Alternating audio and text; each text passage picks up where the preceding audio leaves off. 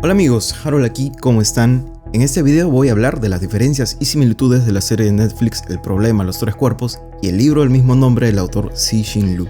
Vamos a ver qué hizo bien la serie, qué no tanto y cuáles son las diferencias entre personajes, la ciencia de los libros y otras cosas más. Por supuesto va a haber spoilers en este video, al menos de la serie y las partes adaptadas de los libros. Antes de entrar de lleno a eso, tengo que hacerles saber que en general mi consumo preferente de ciencia ficción son los libros. Así que mis preferencias no van a ser una sorpresa. Pero disfruto también de las adaptaciones cuando están bien hechas y de las películas de ciencia ficción en general. Pero yo creo y estoy convencido que la mejor ciencia ficción está en la literatura. Y eso en parte porque mi subgénero favorito es la ciencia ficción dura, la cual suele ser escasa en el cine y la televisión. Porque pues es un subgénero un poco más nerd, más técnico, tiene a veces mucha ciencia. Y al menos las productoras creen que esto no va a calar bien con el público. Pero películas como Interestelar o series como The Expanse han demostrado que se puede hacer ciencia ficción dura y tener éxito comercial. Ahora, cuando se adaptan obras de ciencia ficción dura, suelen diluir o hacer más comestible el contenido científico para las grandes audiencias, y eso termina siendo decepcionante para los aficionados de este subgénero o para quienes leyeron el libro, y lamentablemente las cosas a veces son así o tienen que ser así, y me parece que es el caso de la serie de Netflix. Ahora, deben saber que poco antes que salga la serie de Netflix salió en China una adaptación hecha completamente ahí llamada simplemente Three Body o Tres Cuerpos. Esta serie que salió en 2023 tiene 30 capítulos y adapta al primer libro de la trilogía. Ahora, no he tenido tiempo de ver esa serie, he visto solo los 4 primeros capítulos de los 30, pero habiendo visto solo eso me he dado una buena idea de lo que la serie es. Esa adaptación es muy fiel al libro. Los personajes, los diálogos, el contenido científico, parece que han tratado de meter todo lo que el libro tiene. Eso sin duda es un gran punto a favor, pero cuando la comparas con la serie inglesa, la de Netflix, evidentemente te das cuenta que es de menor presupuesto.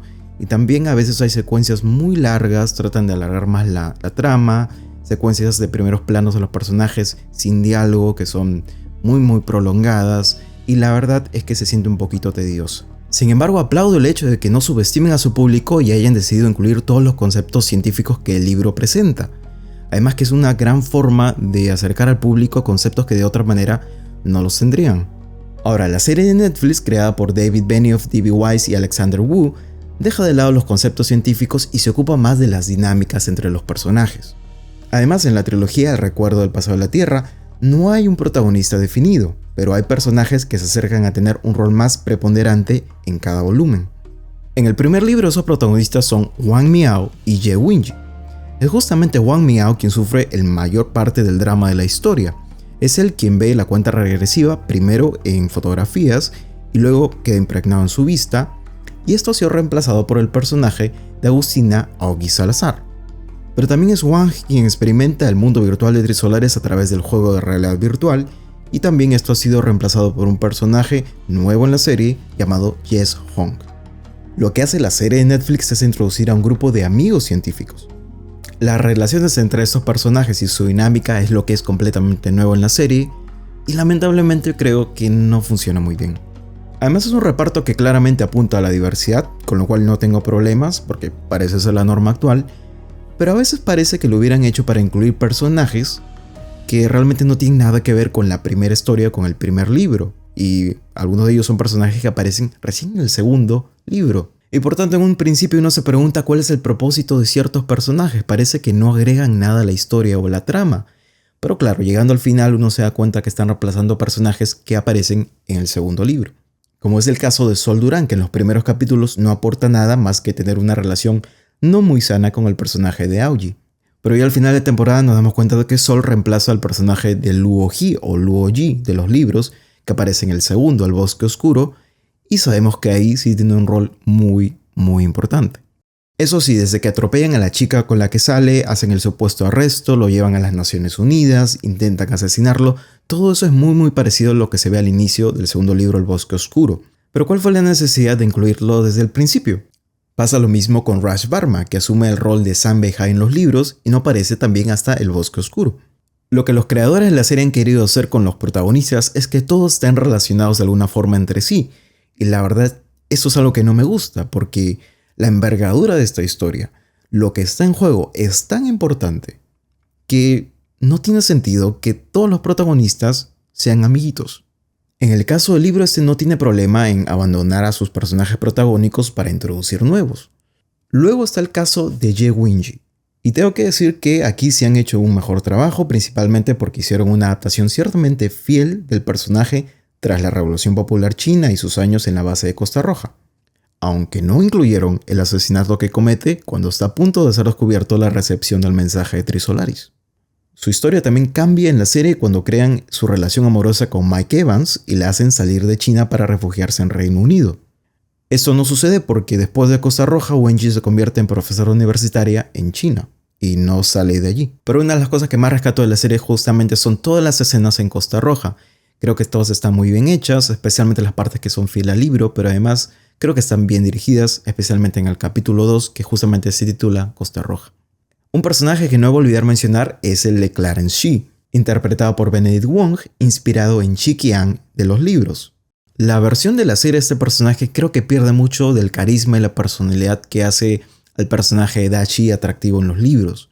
Además porque creo que era necesario ese humor que a veces trae este personaje para balancear el drama que tiene la historia. Y eso se siente mucho en la serie. Le falta un poquito de ese personaje pícaro pero a la vez sabio que es Da Chi. Como había dicho en un principio, las adaptaciones de ciencia ficción dura suelen diluir o eliminar parte del contenido científico del libro original para hacerlo más asequible al público en general. Y eso a veces no es un problema con algunas adaptaciones, pero con esta sí lo es. Esto porque justamente la premisa del primer libro es que la ciencia está en crisis. Hay científicos de alto perfil suicidándose y incluso se usa en el libro una frase que es muy importante. La física no existe. Esto debido a los resultados incongruentes que la física experimental está obteniendo, y me parece que la serie de Netflix no transmite esto con la fuerza necesaria. Incluso hay una escena donde dos de los personajes mencionan los resultados incongruentes de sus experimentos en un bar, pero de una forma bastante casual. En el libro, sin embargo, existe una organización bastante importante en la historia llamada Fronteras de la Ciencia, compuesta por físicos que quieren usar los métodos científicos para encontrar los límites de la ciencia. Y esta organización está liderada por Chen Yufei, un personaje que no existe en la adaptación inglesa. Es Yufei el primer contacto de Wang cuando este tiene la cuenta regresiva en sus ojos que no se la puede sacar de ninguna manera, pero cuando él para su investigación de nanofibras y se encuentra muy escéptico porque cree que todo ha sido un truco, ella le dice que vaya a algún lugar donde pueda observar el fondo cósmico de microondas. Entonces Wang se dirige a un observatorio que recopila datos de orbitadores que miden el fondo cósmico de microondas y ahí observa fluctuaciones en la radiación que, traduciendo del código Morse, le dan la cuenta regresiva que ya tenía antes. Esto es súper interesante cuando lees esa parte del libro porque si sabes lo que es el fondo cósmico de microondas, pues entonces sabes que no puede tener fluctuaciones tan grandes y además es algo que de hecho pues enloquecería a los científicos. Pero en la serie cambian esto por hacer parpadear las estrellas que todo el mundo finalmente puede ver. Creo que como está en el libro esto es mucho más interesante. El fondo cósmico de microondas es la luz más antigua que podemos ver. Bueno, no podemos ver porque no es luz visible, pero es un tipo de radiación que dejó el Big Bang cuando no el Big Bang, el universo tenía aproximadamente 380.000 años. Esta radiación se puede medir en cualquier parte del universo y su existencia se predijo a fines de los años 40, pero en 1965 fue descubierta por Arno Penzias y Robert Wilson de forma accidental cuando estaban probando una antena de alta sensibilidad para los laboratorios Bell. Esta pequeña novela gráfica llamada Cosmicomic cuenta muy bien la historia de Penzias y Wilson y el descubrimiento del fondo cósmico de microondas y es buenísimo. Repasa muy bien toda la historia del descubrimiento del Big Bang y los científicos protagonistas. Pueden encontrar un enlace para adquirirlo en la descripción de este video. Pero bueno, me hubiera gustado que este concepto fuera incluido en la serie, ya que en el libro lo hacen muy bien, es muy interesante y además explican lo que es, lo cual además hubiera quizá acercado este concepto a mucha gente que no lo conoce. Regresando al tema de la crisis en la ciencia, hay una idea que se expone cuando Wang tiene la cuenta regresiva ante sus ojos y es la hipótesis del cazador y el granjero. Este concepto era de especial uso por los miembros de Frontera de la Ciencia porque presenta una analogía sobre nuestra experiencia limitada o sesgada de la naturaleza, la cual puede producir una interpretación limitada o incluso incompleta de las leyes del universo. En la serie china incluso tienen unos segmentos animados mostrando esta analogía, pero en la serie inglesa este tema no se toca. Ahora regresemos al personaje de Sol Duran que reemplaza al personaje de Luo Ji, que no aparece hasta el segundo libro.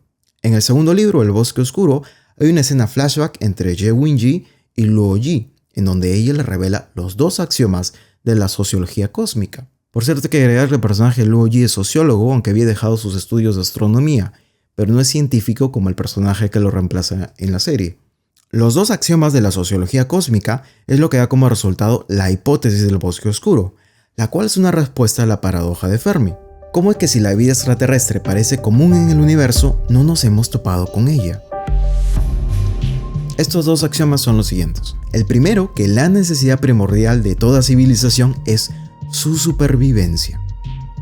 El segundo, que aunque las civilizaciones crecen y se expanden, la cantidad total de materia en el universo siempre es la misma. Y por eso es una posible solución a la paradoja de Fermi. Las civilizaciones se expanden y conquistan a civilizaciones menos avanzadas en la lucha por recursos. Sin embargo, en la serie de Netflix, estos 2 axiomas son reemplazados por el chiste de Einstein y Dios. Y no estoy seguro si tienen el mismo significado o este chiste tiene alguna otra interpretación que después se va a revelar en la segunda temporada. Ya lo veremos. Ahora, con respecto al videojuego de realidad virtual llamado Tres Cuerpos, la diferencia con el libro es que el videojuego no hace uso de tecnología fuera del alcance humano. Es solo un juego online de realidad virtual más y no tiene ninguna tecnología extraordinaria. Y si por ejemplo un usuario quiere tener una sensación mucho más realista, puede ponerse un traje áptico. Y creo que en algún momento incluso mencionan que el videojuego es open source, o sea, de código abierto. El propósito del videojuego es reclutar a las mentes más brillantes del mundo y por eso está diseñado para aburrir a la gente común y ser atractiva para científicos o intelectuales. Y así tiene más sentido porque es una forma de encontrar a esos científicos o esos intelectuales que quieran reclutar. Pero en la serie no explican exactamente cómo los encuentran, porque el videojuego se los dan cuando ya los han encontrado. Y la verdad que no me parece muy realista que un científico decida ponerse el casco de algo que alguien le dejó y que no sabe cuál es su procedencia. Pero eso sí es algo que la serie china hace bien. Ahora, no crean que porque la serie china es mucho más fiel, la considere necesariamente muy superior a la serie de Netflix. Para mí ambas series representan formas no ideales de hacer una adaptación. En el caso de la serie china, me parece que hace muy bien siendo muy fiel al libro y adaptando toda la ciencia como debe ser. Pero en el apartado audiovisual no representa o hace nada que realmente sea atractivo y por tanto la verdad preferiría volver a leer el libro. Y en el otro extremo está el caso de la serie de Netflix, que me parece que en el apartado audiovisual sí lo hacen de una forma competente, pero me parece que no han adaptado la historia de tal manera que transmitan las fascinantes ideas que están en el libro. Ahora, quizá deben estar pensando que yo soy de ese tipo de personas que nunca está contento con nada y que es purista de los libros y por tanto ninguna adaptación le va a gustar. Pero no es el caso. Déjenme explicarles lo que yo creo que hace buena a una adaptación. Creo que los libros y los medios audiovisuales no son uno mejor que el otro. Cada uno tiene sus virtudes y también sus limitaciones. Cada uno puede hacer cosas que el otro medio no puede y un autor tiene que aprovechar justamente las virtudes de cada medio. Los libros tienen una capacidad inmersiva, dado que el lector tiene que imaginar lo que el escritor describe, completando esas descripciones con pura imaginación. Tienen la capacidad de describir la psicología de los personajes de forma muy detallada, así también como conceptos complejos transmitidos por el narrador. Mientras que los medios audiovisuales hacen uso del llamado lenguaje cinematográfico, que no es otra cosa que la yuxtaposición de varios elementos. Pero para eso se necesita un autor competente. Les doy un ejemplo. La llegada o Arrival de Denis Villeneuve, que adapta el relato La historia de tu vida del autor Ted Chiang. Este es un ejemplo en donde la obra original y la adaptación me encantan. A pesar de no ser iguales, Denis Villeneuve no hizo una adaptación que pueda considerarse fiel. Hay unas diferencias sustanciales entre las dos historias. Pero el drama de la protagonista, que es la parte más esencial de la historia, está bien retratado en la adaptación. Y hay una escena en particular en donde este drama es retratado de una forma magistral por Denis Villeneuve. Voy a decir un spoiler gordo, así que por favor adelántense hacia el minuto que pongo aquí. El asunto es el siguiente. La protagonista aprende este idioma alienígena que le da la facultad de poder experimentar el tiempo de forma simultánea. No hay diferencia entre el pasado, el presente y el futuro. Entonces ya hay un momento casi al final en donde Villeneuve hace lo siguiente. Louise está por darle por primera vez un abrazo a Ian, quien será su futuro esposo, y esa escena intercala repetidas veces con una secuencia del futuro en donde ya casados se abrazan, pero en la escena del presente parece que ella susurra. Pero ese pedazo de diálogo solo tiene sentido en el futuro. Lo que hace Villeneuve es ponerte ese pedazo de diálogo en la escena del presente, luego hacer el corte hacia la escena del futuro en donde el diálogo correspondería, para retratar justamente el drama de Luis de vivir el tiempo de forma simultánea. Es una forma genial de usar el lenguaje cinematográfico, usar una virtud del propio medio para representar una idea que está en el libro, pero de tal forma que el libro no podría. Entonces creo que con eso entienden mi idea de lo que es una buena adaptación. La adaptación tiene que respetar las ideas fundamentales de la historia, pero no tiene que ser literal necesariamente. Pero tiene que hacer uso de su propio medio, si no, ¿cuál es el sentido de adaptar una historia? Finalmente, antes de terminar, tengo que mencionar que hay un capítulo, casi al final del primer libro, que está narrado desde el punto de vista de los trisolarianos, y eso por supuesto no está en la serie de Netflix, y la verdad que es muy difícil que esté porque en el libro no describen de ninguna manera cómo lucen los trisolarianos, así que eso está muy difícil de adaptar. Pero en ese capítulo se narran cómo ellos crean los sofones y cuál es la ciencia que usan para hacerlo. Así que eso no está en la adaptación. Bueno amigos, eso es todo con este video, espero que les haya gustado. Y por cierto, tengo un video donde hablo solo sobre la ciencia de la serie que pueden ver haciendo clic aquí. Así que si les ha gustado esto, por favor denle like. Si no se han suscrito todavía, pueden hacerlo. Y conmigo será hasta un próximo video. Yo soy Harold y esto fue Odisea del Cosmos.